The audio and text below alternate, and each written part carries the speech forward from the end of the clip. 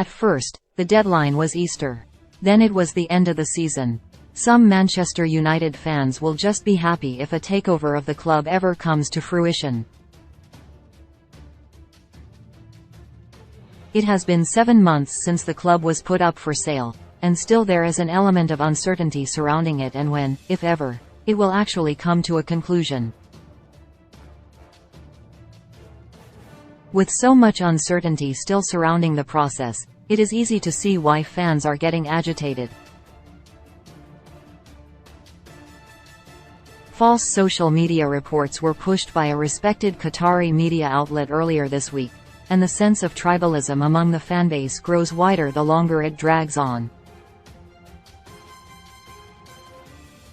The supporters deserve some sort of update. They deserve the clarity that Joel Glazer promised them just 2 years ago. The executive co-chairman released a statement in May 2021 promising that the family would embark on an improved dialogue process with fans, and would come up with an ambitious package of measures to transform the relationship and strengthen the club for the long term.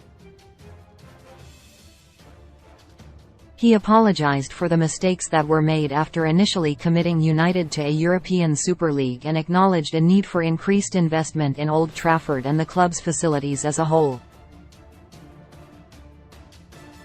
I want to reassure you that my family and I care deeply about Manchester United and feel a profound sense of responsibility to protect and enhance its strength for the long term, while respecting its values and traditions, he said.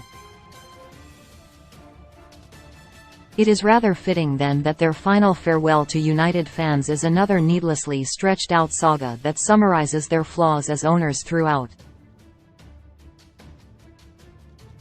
Of course, there is a limit to what the Glazer family can say right now.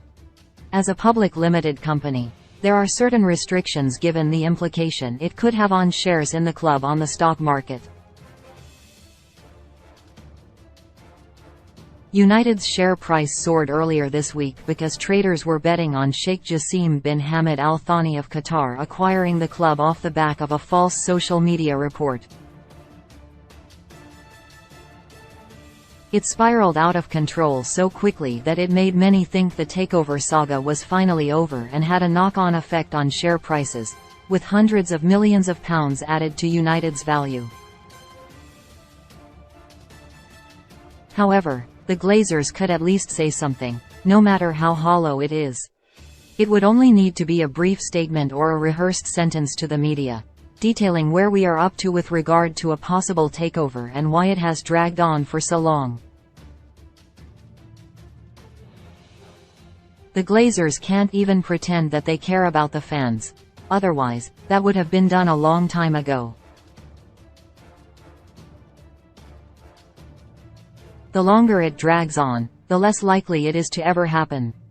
Things have gotten so bad that many supporters would welcome state investment in the club and would be happy to trade a proud history for a tainted future under Qatar.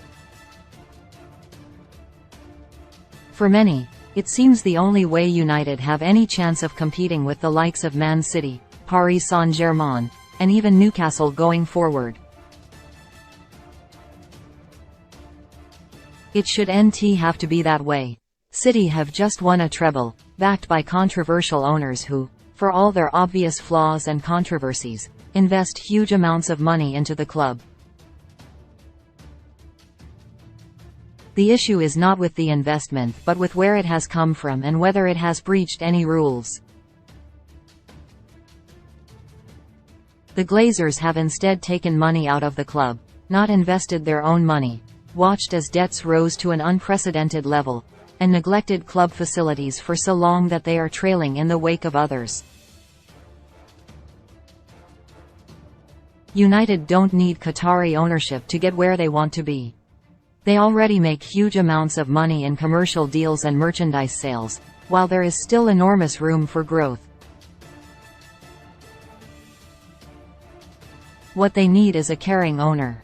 One who can streamline the business, manage the debt, and make every decision with the club's best interests at heart rather than their own ulterior motives. Ultimately, they must also be open and engaging with fans. Whoever takes over will need to go on record and conduct an in-depth interview, outlining their ambitions for the club and how they plan on actually executing them. Going forward, there needs to be clear communication and a consistent dialogue, as well as accountability, not just when they are forced into a corner to apologize. If not for the failed European Super League, the Fans Forum might never have actually come to fruition, and Joel Glazer would most likely have remained tight-lipped over plans for the club. 2 years after promising more clarity, we are still waiting for it.